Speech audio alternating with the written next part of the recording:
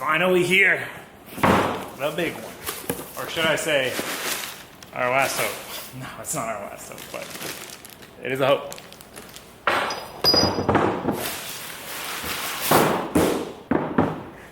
Well, hopefully between the two of these, they can make something work here. And I got a load of parts. A whole lot of parts. Fingers crossed on this one. Fingers crossed. So this and these are basically NASCAR style steering racks, which is fitting that we're working on the NASCAR swap Miata build, because this is a very not conventional build. Not only the fact that we're putting a NASCAR motor in it, but all the other stuff, all the fabrication, the rest of the drivetrain. There's not really any sort of playbook that we're able to go off of with this thing. And so I keep turning to circle track because it's kind of fitting, being that it's a NASCAR motor, but also there's a lot of great options and solutions in the circle track world because it's been around so long, and at an entry level it's pretty affordable. So there's people that make affordable parts. They're small, they're light. You can see this one has a hydraulic ram because if we want to, we can put a servo in line and run this as power steering. We can also change the pinion and change the steering ratio. You know, basically how many turns it is lock to lock. This one looked nicer, but was questionable, but it came with the RAM for the same price, 100 bucks. This one, a little rougher, but it's a better ratio. So I'm hoping between the two of them and all these parts, we can make one work if this works. We'll find out. I don't want to say that. I'm really hoping it works. Really hoping it works. Let's find out.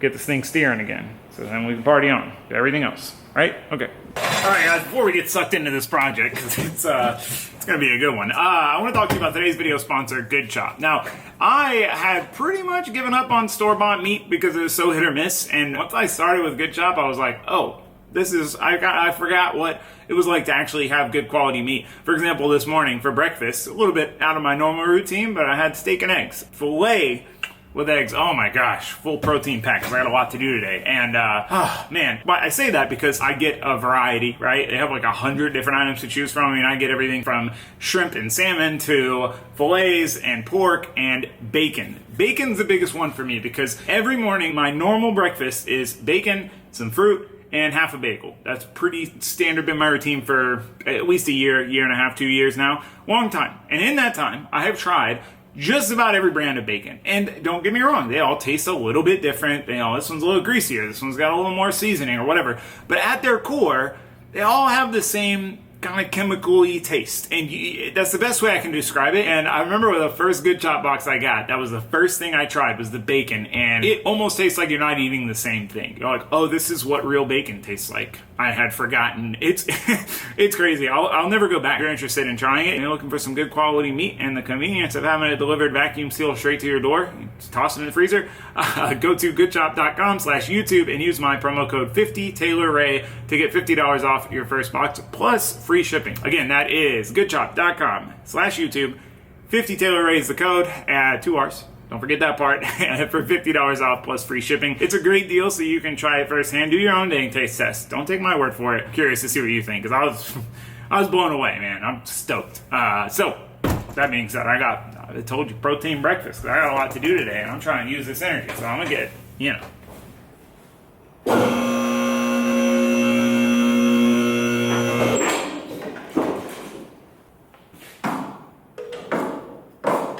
So trying to make these racks work, or one of these racks work, is going to be tricky, and it might require more modding than I wanted to do. Well, as I kind of anticipated, sorry the rain's loud, we needed it. No, it's loud. I got to cut the subframe up. But it's like I kind of have to, no matter what, to get the rack, any of the racks where I want them. Some modifications required for sure. Dang, steering rack is kicking my... It's just, there ain't no way it's gonna work. It just hangs too low. That-ish. Puts that in a bad spot. Almost 3 inches lower than this bar. Sticking down there like nobody's business. So I'm back to plan A. Gosh. Oh, these racks are so cool. I was really hoping to make it work. But this is all in all about the same shape, size, everything as the Miata's normal rack, and I ran the same rack pretty much his entire life. Ever since I went manual steering, I never changed the rack. So, probably be all right. And so, that is what I'm gonna do. Yeah, sweet. Okay, let's friggin' do it. Get to it. Good talk. The steering rack situation in this car, in this build, has been quite the saga. I initially started out planning to use this Pinto rack. So these are very, very cheap aftermarket racks, and they're very common for drag cars. So there's a ton of them out there, and it's factory manual since I want to run manual steering, which also helps us out. Really, it's easier to fit a manual rack. Problem is, the way I mounted this the first time didn't work great. Wasn't in love with it. It put the placement all wrong for a lot of reasons. So I went very deep down many detours, and now we're back at Pinto Rack Plan A. And it's going to require this time, to get it where I want it, some custom designing and machining. Now, luckily, I was able to find a CAD file of a Pinto rack. It's a little different. It's a shortened rack, but for our purposes, we just need those dimensions and like where they are in plane, so it's level and blah blah blah.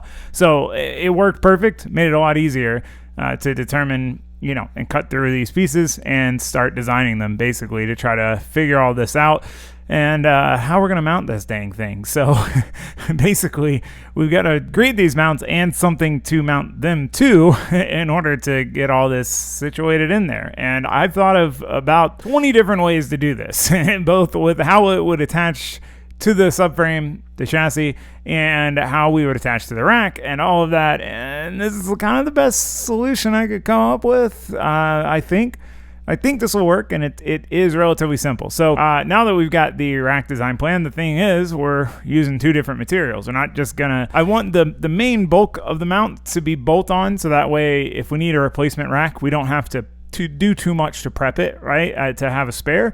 But you know, I want it to be very secure, so part of this is going to be steel, part's going to be aluminum. So we're going to do the aluminum part first because it makes sense, and get that knocked out, and then if, you know, assuming it works and everything fits, then we can go move forward with the steel, because I've done a lot of aluminum machining. I have not done much, actually any you know, steel machining. So that part in and of itself is going to be its own set of challenges. But first things first, you know, we got to get back in the swing of things. I actually haven't, you know, designed and machined something in a while, and luckily I had just enough of this 1-inch thick aluminum material left. I dug this out of the scrap bin at my local metal supply place, and it was this hodgepodge of 3 different sized pieces of aluminum all put together in one and painted. I don't know what it would have been for, but it does make it a little bit trickier to work with, because you got to grind the paint and epoxy or whatever was on here off and try to get a relatively flat surface, but it is the only thick stuff that I have. So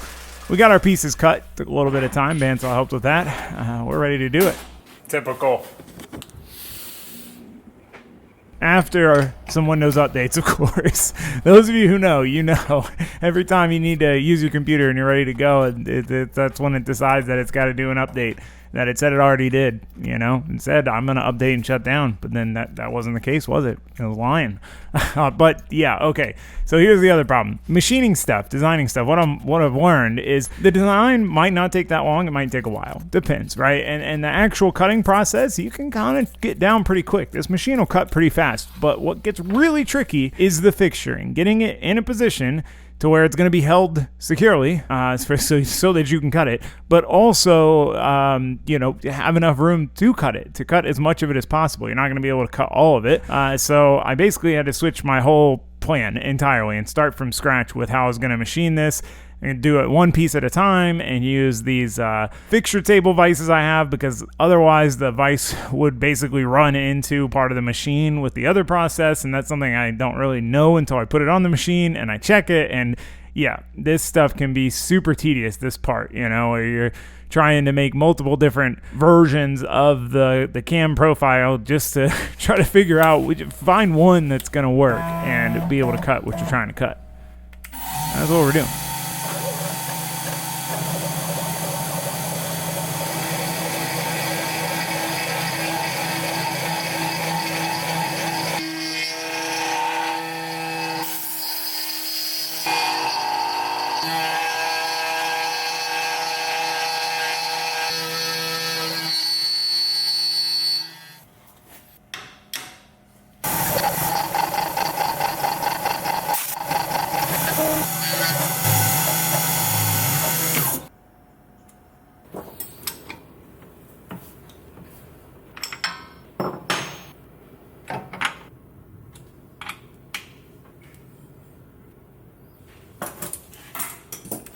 as is a pretty standard rule of life, the second one of two, or multiple, usually goes a lot faster than the first and a lot more trouble-free. So after having some issues with the vices holding the first one, kind of worked out those kinks for the second one, which made things a little bit, or maybe a lot a bit easier. One thing too with this is, I used to not put the vices into the CAD file and just try to jerry rig it basically to not run into the vice. And then I figured out that most of these vices and things, they have CAD files that you can just download and then just put it in there and then tell it don't run into it. But the problem is it does kind of create some wonky toolpaths, and I would bet we spent as much time doing these little machining parts that we really didn't need to do, because they're parts that got to get cut off anyway.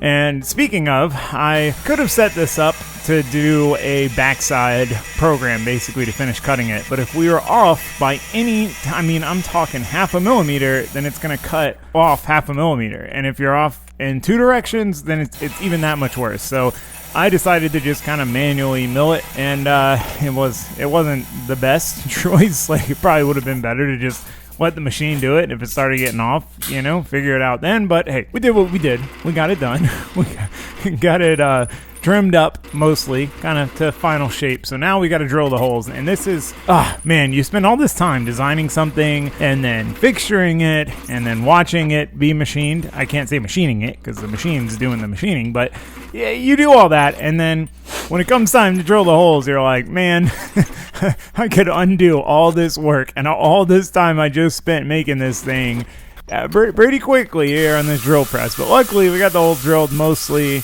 where they needed to go. All right, it's probably not perfect. It's not CNC machine perfect, but it's close enough. And we've got to clean up the rest of the shape on the belt grinder. That's the tricky thing with machining stuff. Again, you're always going to kind of leave something. So speaking of machining stuff, since I haven't done the billet steel yet, I wanted to try to just kind of hand make the steel part. I admit it, I'm copping out a little bit on on doing it. I was kind of looking forward to it because I need to see how it does with that. But I saw the belt grinder right here and thought, I can do this by hand,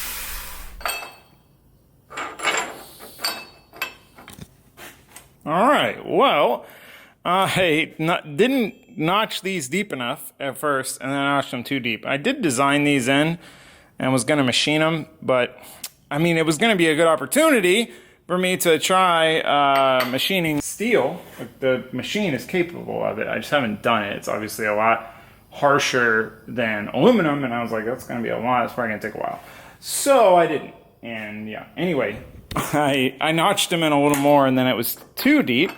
So we're going to try some. Well, actually, before I machine them, I'm going to cut them and check them in place. But the reason I want that is we want this to meet to this, right? But ideally also be snug around the tube. So it basically all that load is spread out, not just through this face and these bolts, but also the tube itself, if that makes sense, that side loading. But yeah, pretty reasonably happy with how these came out. First one, this one, it shifted a couple times. So I got that kind of wonkiness, which is unfortunate, but it happens. But yeah, there's the pair of them. Small side, large side. Once we get these settled, drill, tap, bolt, and such. Something like that. I did want to do a little something. Okay, are we all caught up? I think so. This is so tedious, I love it.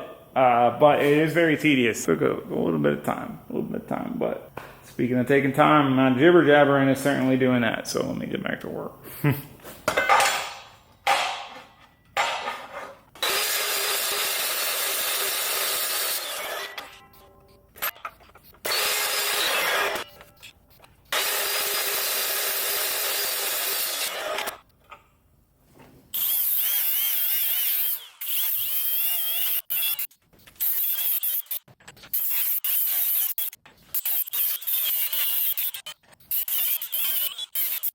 If you're wondering why the brackets, the aluminum part, are one piece, it was intentional, I promise. It was because drilling the holes being the stressful part, I wanted to make sure that the holes between the two pieces were lined up. Best way to do that, make it one piece and then cut it apart. So yeah, obviously then it kind of shifts the stressful part from the hole drilling to the cutting apart, but having this horizontal vertical bandsaw combo, definitely a game changer. I wasn't sure how much I'd use it in the horizontal style, but it's been quite handy, admittedly. It's been very handy. Cut them perfect. All right, moment of truth. I haven't tested it yet. Haha, baby. Perfect. Exactly what I was going for. Now we can check this one. Sweet. This one's a little off because of this little nub. And this should be about the same gap. Because we want a gap so it'll cinch it down. We gotta cut all this off anyway.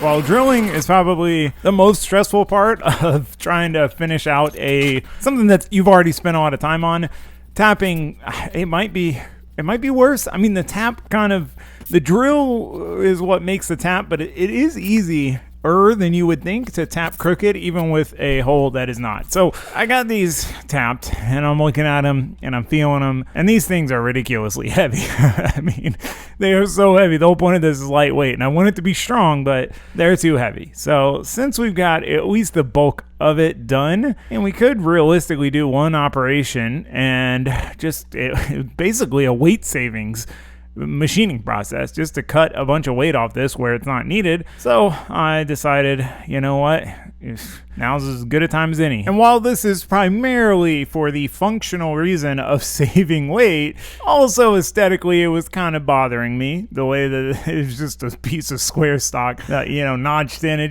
There's so much extra material, which looks bad because I know it's extra weight. So I guess it's still practical. It's practical. All right, we're doing practical things. Practicality. All right, well, I have zero clue if this is going to work. I have not, besides like some manual stuff, I haven't done any steel milling. I don't know why I struggle. Steel mill. Yeah, I mean, it's not that complicated. I'm basically just, these are heavy, man. And, every little bit of weight counts because it adds up. So, I mean, it's honestly a good one to find out if this works or not, I think. We got enough meat on the bone if anything goes wrong, I think. So, guess let's hit it. Let me check our limits, make sure we're not going to run into anything. Something that I had to learn the hard way initially. 89. Why in the world are we coming all the way over here? What? Also, RPM, I'm not 100% sure on. Probably like not 10,000.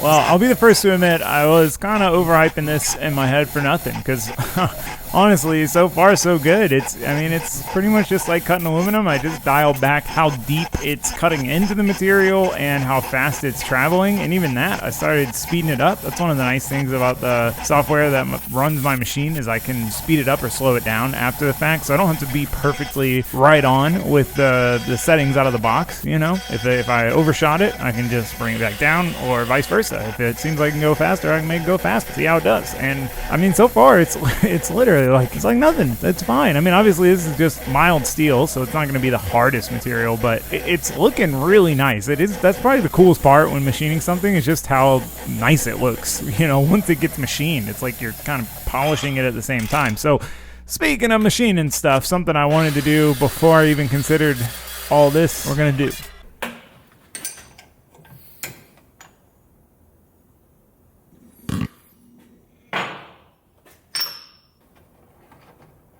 I literally just changed these.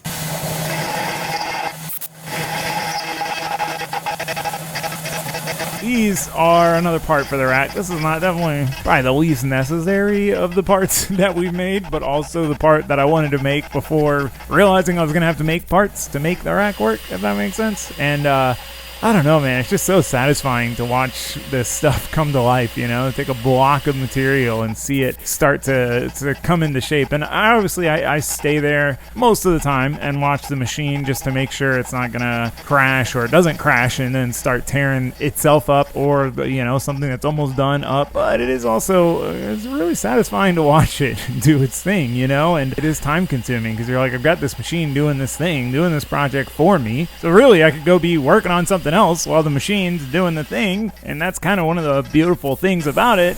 But it's hard to walk away, man. It really is, because the last thing you want is for it to get most of the way through and then come loose and then just tear itself to pieces. Best case, just the part. Worst case, the machine too. So, you know, you kind of got to babysit it. But I'll be honest, it has been pretty good. It's been, you know, I feel like it has earned its right to be unsupervised for a little while. While it's doing its thing, we're going to do our thing, because we got a lot to do to finish this project, and in general, we have a lot to do. So we need to get a move on. And standing around staring at a CNC machine is not part of that. So I need to go ahead and get the rack de-bracketed.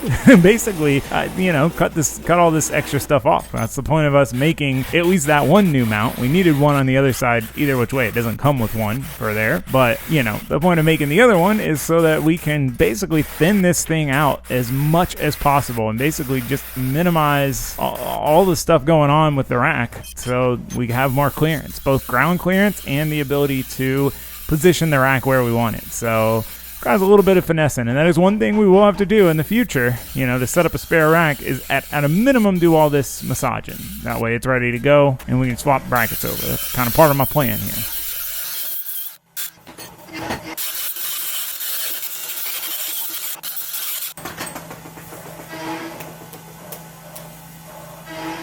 Alright, well, just in case I mess up this next operation, gotta look at them.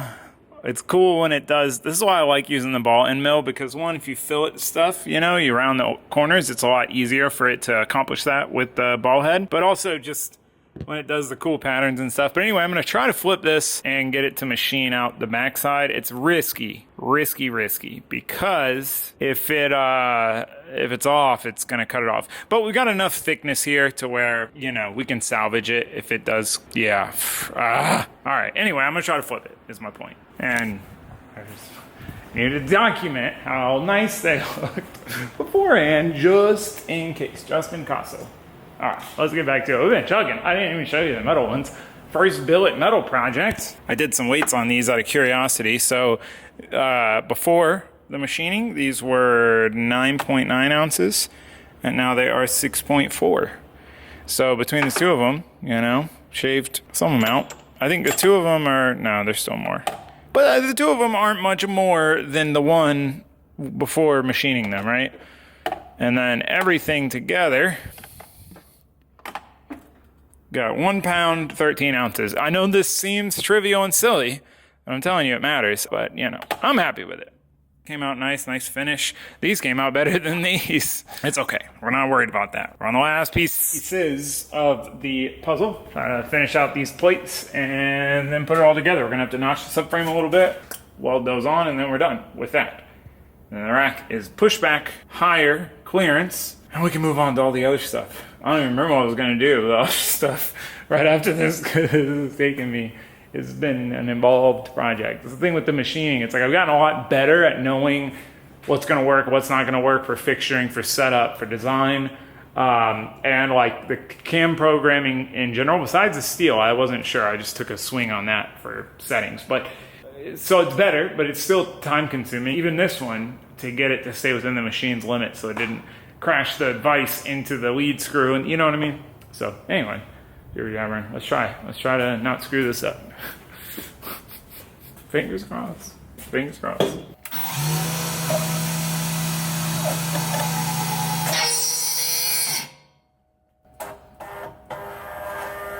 Well, we're not off to a great start. Maybe we got bad luck out of the way. For some reason, even though this seems to be in exactly the same spot I have the vise and the cam profile, it just tried to machine straight into the cam, or into the vise. And that's what's really tricky with this is, you know, you need to tell it to have enough clearance in case it's not exactly where it is in the program. But, you know, if you put a lot of clearance in there, then, you know, in this case specifically, it wouldn't machine any of the stuff we needed to machine, you know? So as we're machining it, though, I'm getting a little worried about this thing flying off somewhere. And see, that is exactly why we watch. That's why we watch. Not too bad. So I decided to try to manually machine the last bit of, you know, you could almost call it slag, excess material off, but it's tricky, and I just went to the good old-fashioned manual method, the bandsaw. That's how I've cut many things, you know, all reliable here. Now, the hard part with the machining side of things is that, you know, to get it to cut just the plate by itself, I would have to make a whole new thing in program to tell it that it's just that, and it's still not going to really know what's left. And yeah, it gets a little tricky. It's tricky, Ricky. Sometimes you gotta get creative. But we got our holes drilled. Again, most stressful part, all that time machining, just to drill the holes in the wrong spot potentially. Which, speaking of course, I found out when I went to go get some bolts, because I didn't have them, so I assumed the bolts that I need for these plates, well, it must have been standard, right? Of course, that's the only stuff I don't have a lot of. I have a ton of metric hardware. I have more money probably than I'd like to admit in metric hardware. But it turns out they were M7. I didn't even know M7 was used in the real world, right? I had no idea, but it is. Luckily, not a big jump up to M8, and a little stressful, but drilled and tapped the rack because I got a ton of M8 hardware, so we can bolt these plates on. Couldn't not feel the satisfaction. I was so ready. I thought a trip to Ace was going to solve it, and it did not. But drilling a tap makes the hole where that's not at where it's at something. It's pretty cool. All right, well, after a lot of peacemaking, making pieces. We're not making peace, we're making pieces. It's time to try to put it all together and see how it works, which, did I say things were stressful? It's kind of stressful, but I've got confidence, I got faith. That's so freaking cool. This one's a little off in that dot, maybe. I don't know if I took that dot off. I gotta smooth this out some, at least the top half. But, oh, I put this the wrong way too.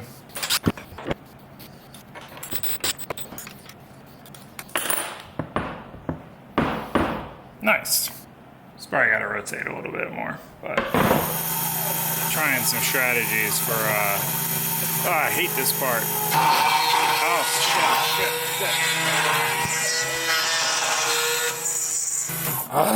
It's okay, so I'm using these wizards, which are like built into the software, so I don't have to create a design just to get this to cut a certain thing.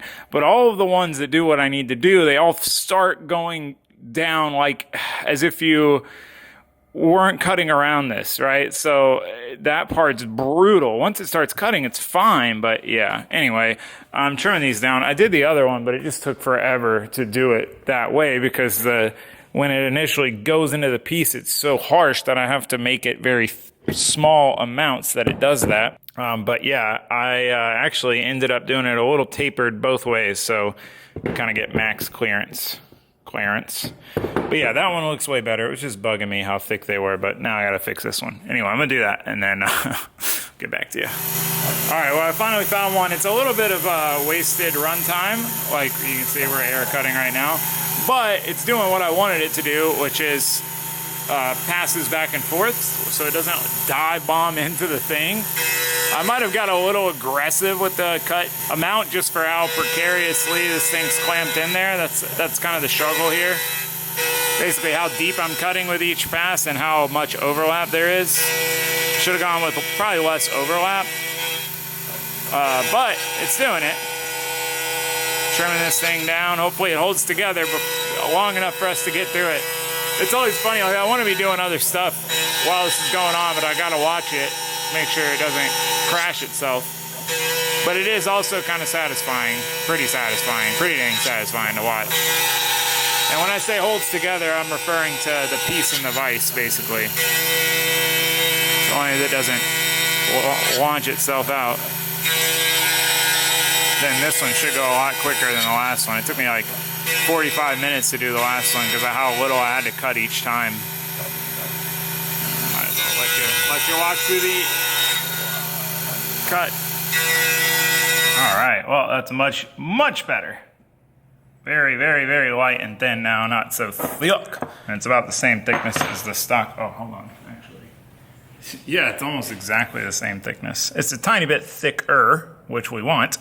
But I even cut in a little circle for locating the spring because this has this little nub to keep the spring centered. So see, now it's like, holds the spring center. Oh, hold on. This is... basically our backlash adjustment. It's how many shims are in there. There we go. Now I feel way better about that. It makes me happy. I was like really happy with them, but that thickness was bugging me. Deep down in there with this pocket, we're probably close to it. So maximum weight savings. Okay, everything seems to check out. Really, now it's just a matter of welding these brackets to the tubes. And then this should all bolt together, basically, I think. So, fingers crossed.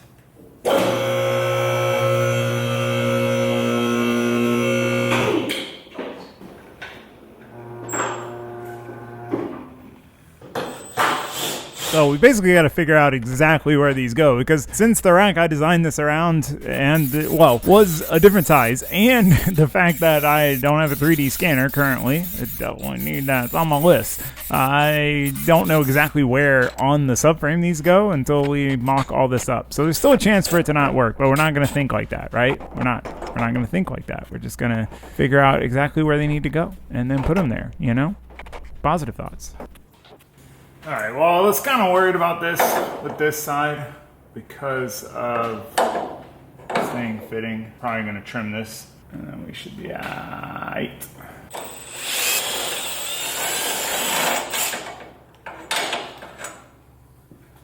There's something just so disheartening about taking a piece that you designed and it came out pretty good when you machined it or fabricated it, whatever the case, and then basically just taking a hacksaw to it and chopping it up and modifying it, because you never have the same enthusiasm to modify it that you did when you made it, which means it never comes out as nice in modified state. Or I would say maybe not never, but rarely than it does, you know, when you were making it and you thought that it was going to fit right, but it didn't fit right. So we're moving on. We hacked it up. We did what we had to do. You know, it still mostly looks kind of pretty. So now we need to make our subframe less pretty. We got to cut a big notch into this. And I debated this a lot on if I wanted to just kind of do a new tube, shift it back or what. But I think we can accomplish enough offset back in this spot by just notching it. Because really all we need is just that the head of the rack to basically have a little more breathing space so that we can push it back. And we absolutely need to push it back. That is one of the main, honestly, probably the most important thing here. It hanging a little low, we can live with that. Hopefully we can get it tucked up as high as I'm hoping, but we need to get it further back, because without it being further back, all our geometry is wrong and everything sucks, basically. But even the side that I thought should be relatively simple, because we don't have to worry about that line and fitting, even that bracket is starting to look problematic now for getting the rack where we want it, getting the U-joint to line up. It's all looking like problems. It's just problems. And I mean, you know, at the end of the day, that is part of it, right? We're not bolting on a steering kit from suchandsuch.com that makes steering kits for these cars. Like, we're designing this from scratch without all the pieces and info that would be great to have to design it from scratch. So, you know, there's going to be these problems. You're going to have that on these big jobs. This is a great example of having that on these big jobs. We're having that. So, you know, we're dealing with it one part at a time, one piece at a time, making pieces. And we got to make a little cover plate for our spot where we scalloped into the subframe. And I kind of took me a long time to learn this lesson, but I left a little bit of a tail on this thing so that way I could bend it before I trimmed it back down. It makes it harder to trim, but it makes it possible to bend. Otherwise, it's like too short of a little edge in order to bend it. So I was, big brain moment from me.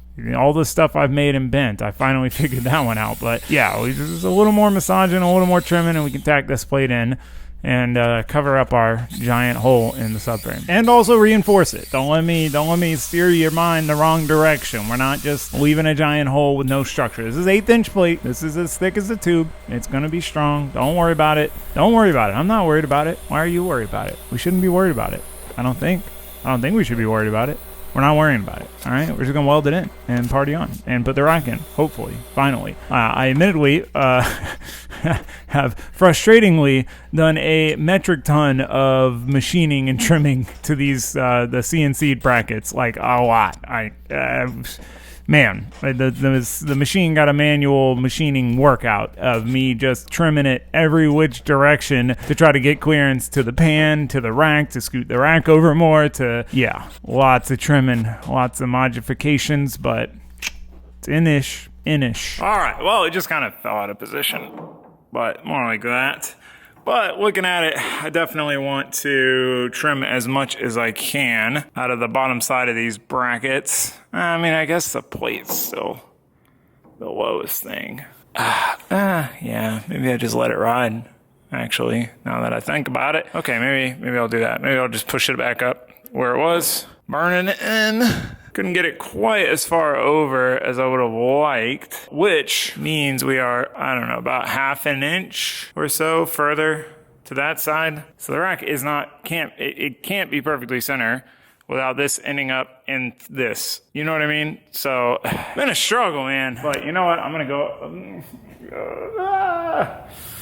ahead and tack these on. I'm gonna do it. Rack's gonna be positioned. We can hook it up and make sure everything works. But it does look like our pushing it back a significant amount in line with those at full lock.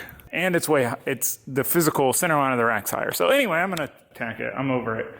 I'm not over it, but yeah, I am over it. But basically, I am just tired of, like, realistically, the best thing to do from here would be to just completely start from scratch.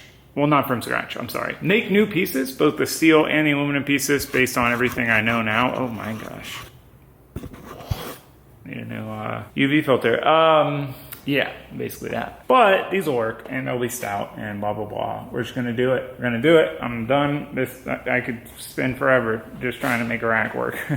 Again, the series is so important. So anyway, I'm gonna tack these.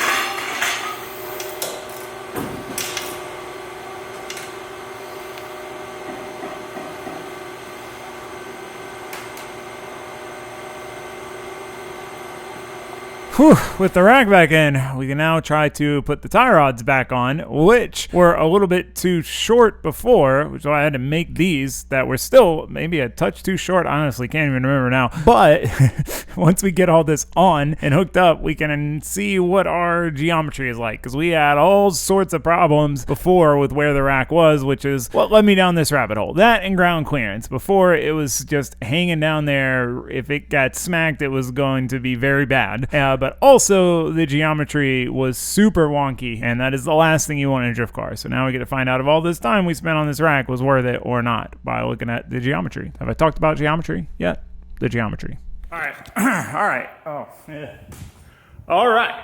check it out. We've got a slight dilemma. Well, actually, that's more so that this one is shorter because of the adjustments. Our tie rods are a little too long, so we're not able to get the full range of it. Oh, yeah, well, that would affect that too. So we'd have some toe out. Shoot. Man, my whole point was going to be that before we would get negative Ackerman, which is where the trail wheel turns further than the lead wheel, we generally want 0 to positive Ackerman. And the reason why we were getting that is because the rack was about 1.25 inches further forward. But yeah, the rack being offset slightly to the side does make our lives a little more difficult. But could always put a rack spacer. It's compromises, man. This has been a struggle. Steering rack situation. I'm glad I made the cover plates. I'm happy with it. I mean, I really am. It is higher than it was before.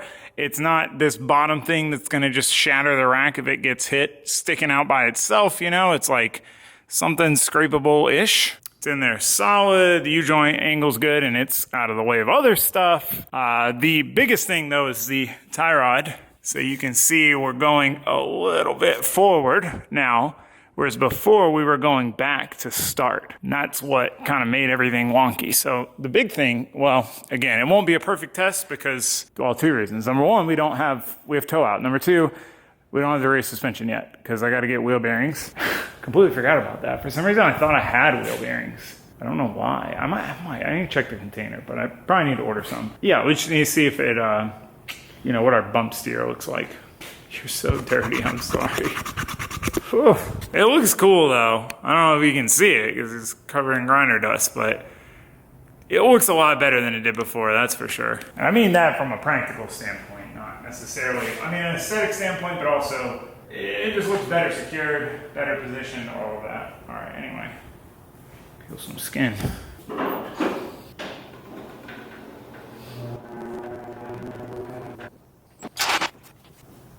Well, we're still towed out, so that's good. Before, because of the angle of the tie rod, the bump steer was so crazy that you could be towed out and it would tow in when you put it down. Oh yeah, you can really see here that the tie rod is going forward. So that was really the biggest thing that I wanted to correct. I wanted the ground clearance, but also I wanted to correct that. I mean, in the grand scheme of things, like that is a lot of ground clearance. I mean, we got like 6 inches to the rack, and that's in the middle of the wheels. Normally where you scrape stuff is in front of or behind the wheels.